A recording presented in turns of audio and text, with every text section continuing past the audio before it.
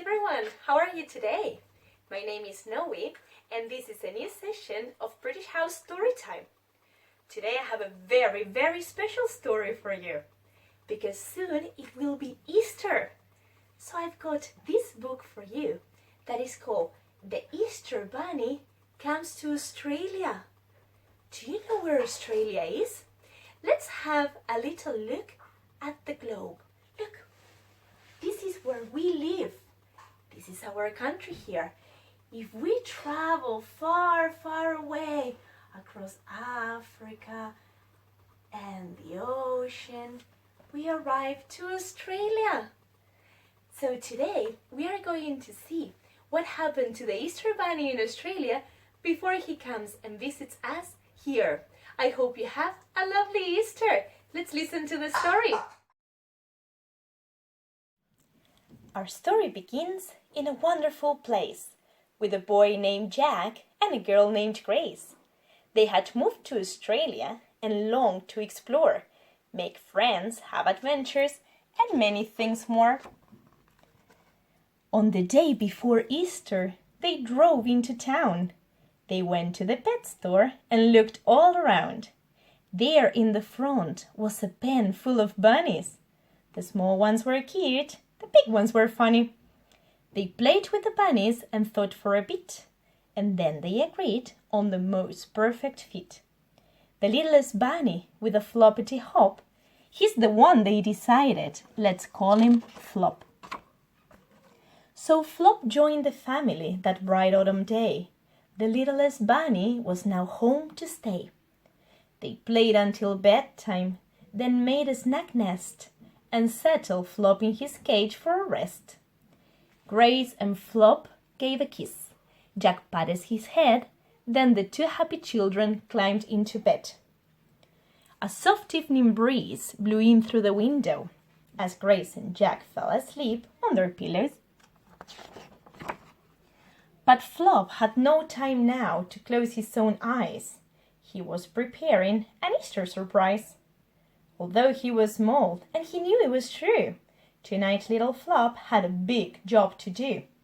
For he had a secret he hadn't let show. He was the Easter Bunny and he had to go. A magical wind gave his whiskers a tickle. His nose, how it twitched, his ears, how they wiggled.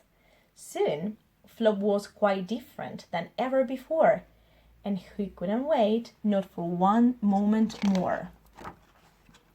He raced through the house and out into the night, to where he had hidden his eggs out of sight.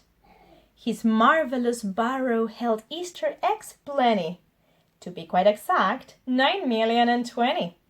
He packed up the eggs, he looked at the map, he fastened his goggles and his flying cap.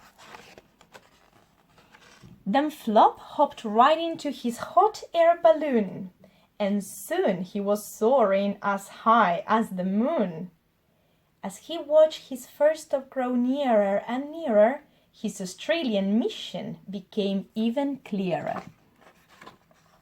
First, Flop balanced eggs on a tall building top. Then he went to the park, spreading eggs as he hopped. He smashed a quick Easter 6 just for some fun, and quietly hid chocolate eggs one by one. With big bounces here and giant jumps there, Flop hid Australia's eggs everywhere. He flew to the east, to the south, to the west and north. He crisscrossed the country, he raced back and forth. Sydney, Melbourne and Brisbane got treats, then Adelaide, Perth and Darwin were complete. Canberra, Hobart, the long list went on. Flop was delivering eggs until dawn. Finally, Flop found his very last stop. He came to your house with a bounce and a hop. And there he delivered his Easter surprises, chocolate eggs of all shapes and sizes. And when he had finished, he stopped for a rest. Yes, surely this Easter was one of his best. The morning sun rose on that bright Easter day, and Grace and Jack both woke up early to play. But when they went over to find their friend Flop, the door was wide open. His cage was unlocked. There were no eggs to discover for Grace and for Jack. But now Flop was missing. They just wanted him back. They looked under their beds. They looked all around. But their new bunny friend just couldn't be found. But whose goggles were these? Who unfolded this map? Then from the garden came a faint tap, tap, tap. They rushed and they stumbled. It had to be him. And there they found baskets with something tucked in. "It's Flop!" they cried out, and they held him so close. Jack tickled his ears, Grace kissed his pink nose. Flop hugged the two children, his new friend so dear. Happy Easter, Australia! See you next year!